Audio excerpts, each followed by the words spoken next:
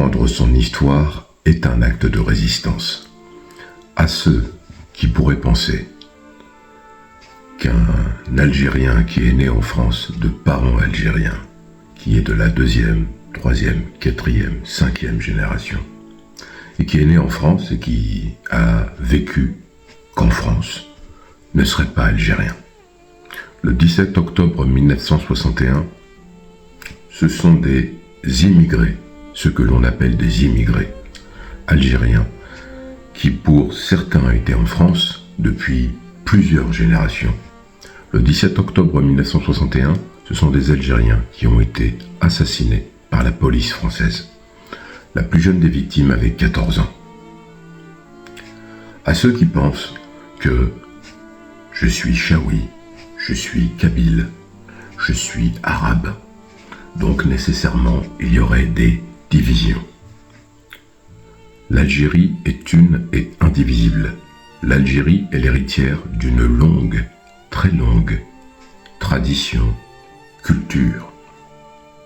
On ne va pas refaire l'histoire maintenant, mais sachez une chose, à ceux qui voudraient diviser l'Algérie, qui pensent qu'il faut être, alors j'ai entendu les termes berbériste, khawatiste, arabophone.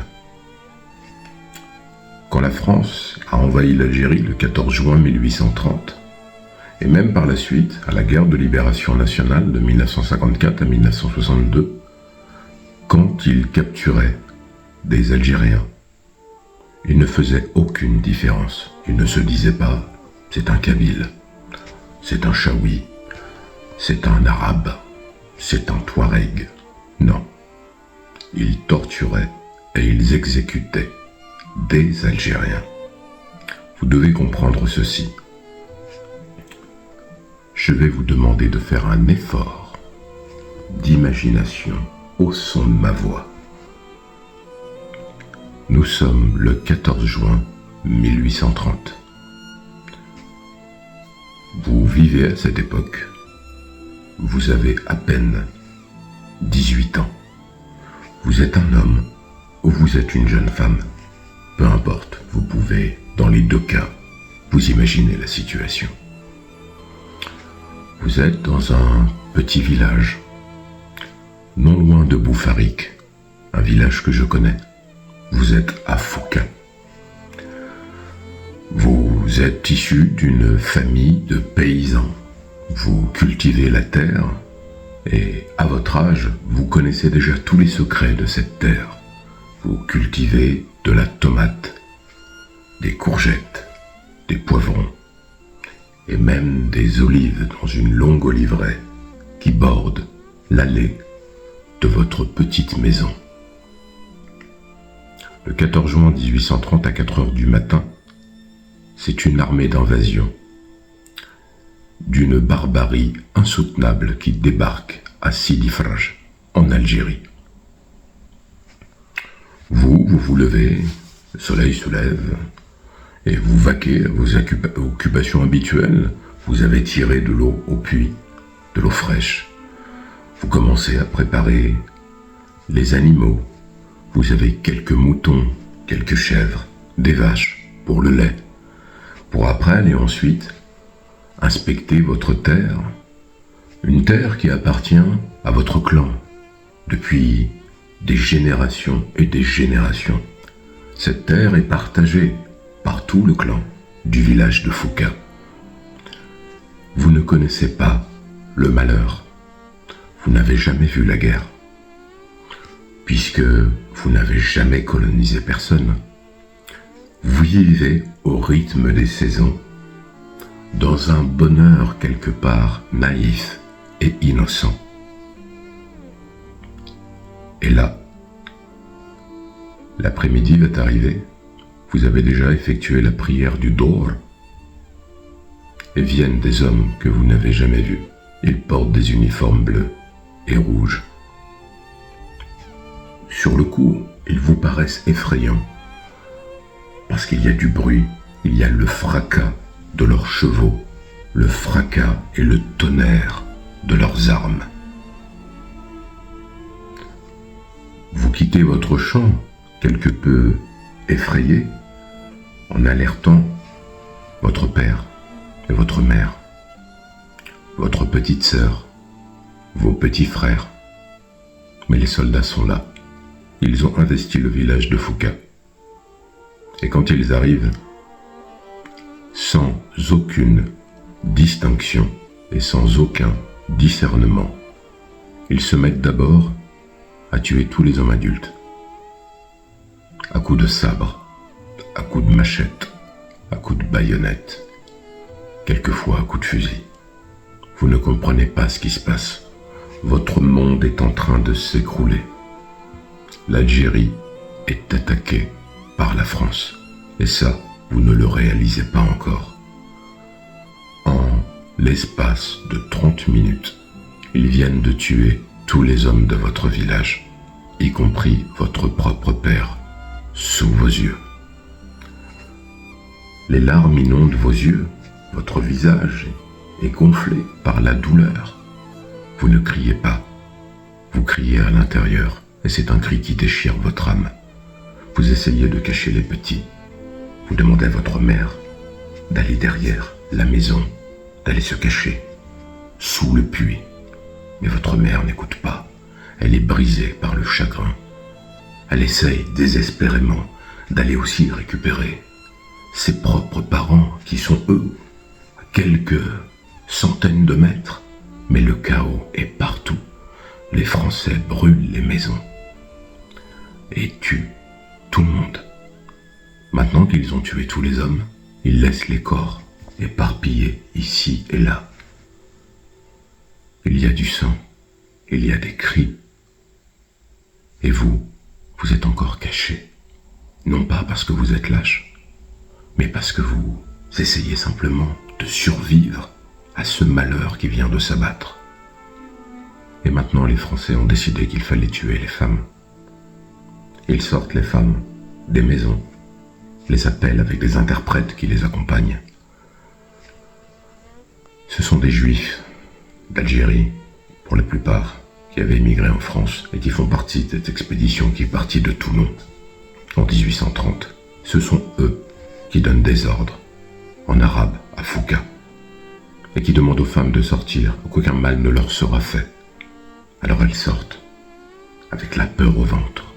Et vous, un peu plus loin, cachés avec les petits, vous assistez à cela. Les femmes sont tuées à coups d'épée pour les plus âgés. Pour celles qui sont, entre guillemets, jeunes, la vingtaine, la trentaine, elles sont victimes d'abus. Ils vont voler leur honneur, ils vont souiller leur cœur et leur corps. Et après, ces femmes sont exécutées de la même manière pour la plupart. Pour celles qui ont, entre guillemets, un attrait pour certains officiers, elles sont gardées. Elles serviront pendant toute la campagne comme des esclaves. Vous ne savez plus quelle heure il est. Vous ne comprenez plus rien. C'est la première fois que vous n'entendez pas le son du muezzin, de l'appel à la prière pour la Assar qui va arriver. C'est la première fois que vous ne l'entendez pas. À la place de cela, il y a un silence glaçant. Et, contre toute attente, les Français se mettent à brûler toutes les maisons. Vous ne pouvez pas rester dans votre cachette. Vous sortez, et les Français vous découvrent. Vous espérez qu'ils vont avoir pitié des enfants. Vous essayez de parler, mais vous ne parlez pas le français. Et eux, ils vous frappent.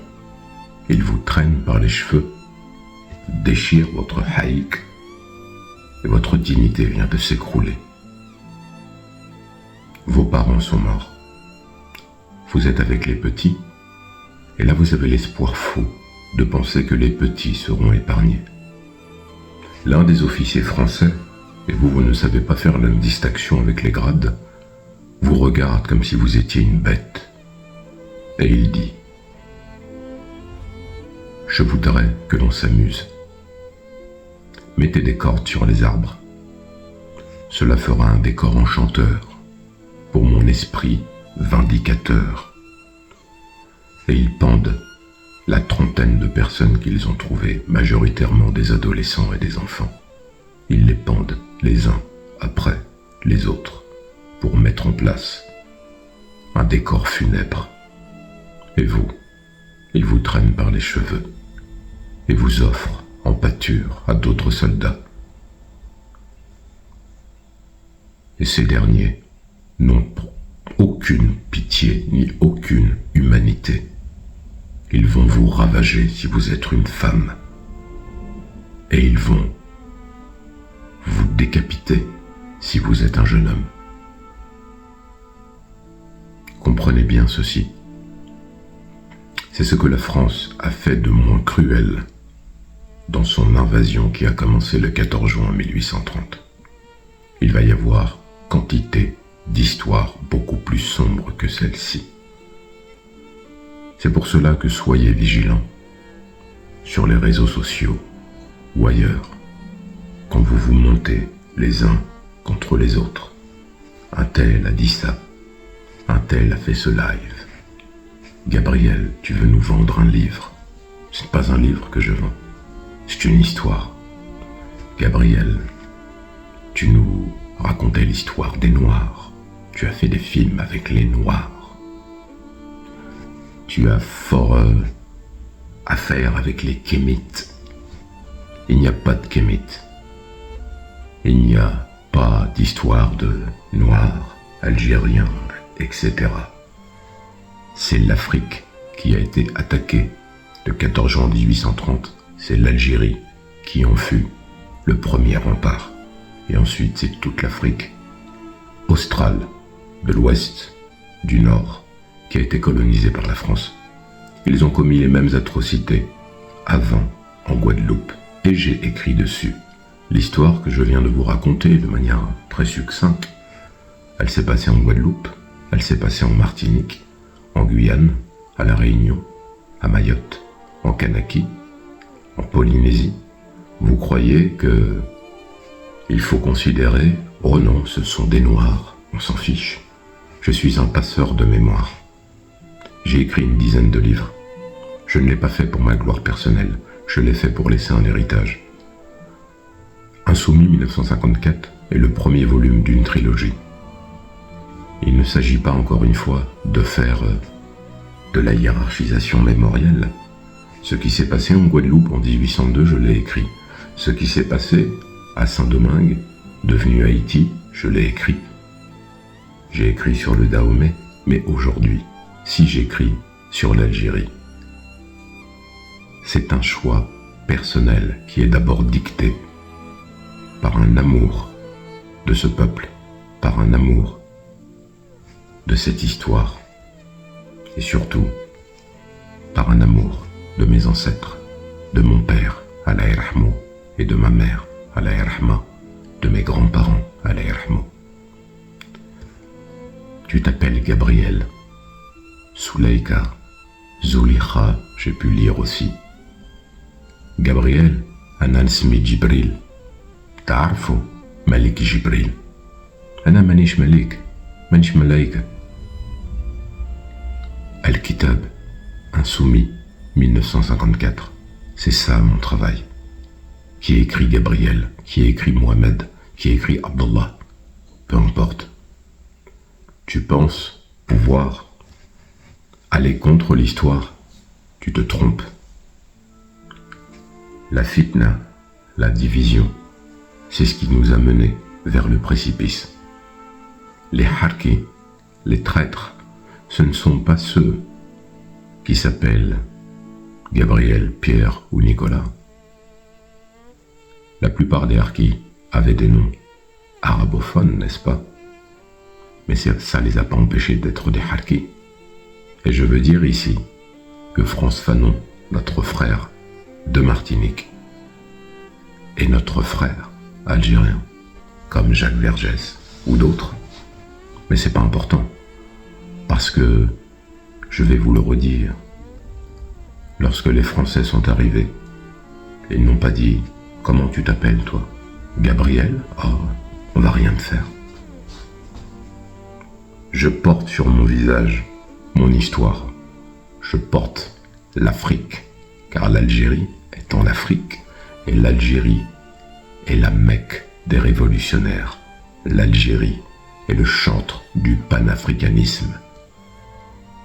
Nous sommes unis quand nous sommes conscients de qui nous sommes.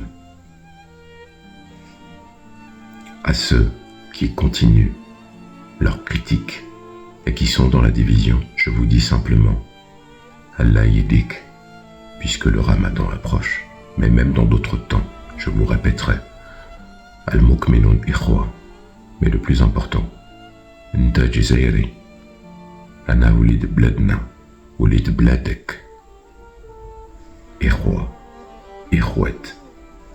Peu importe que vous ne m'aimiez pas, peu importe que vous me critiquiez, je sais qui je suis, je connais mes parents, et quand je vais sur la tombe de mon père, ou la tombe de ma mère pour les saluer, je leur dis combien je pleure leur absence, mais je leur dis surtout, comme a dit Didouche Morad, Allah yarhamou, que je défendrai leur mémoire.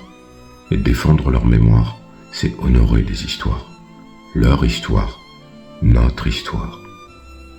Alors peu importe ce que vous direz, et peu importe ce que vous penserez. Ce qui compte, c'est quand je vais sur leur tombe, que je sois digne, et que malgré les larmes que je ne peux retenir, je leur dise, je viendrai bientôt, mais en attendant, j'essaye de vous rendre hommage.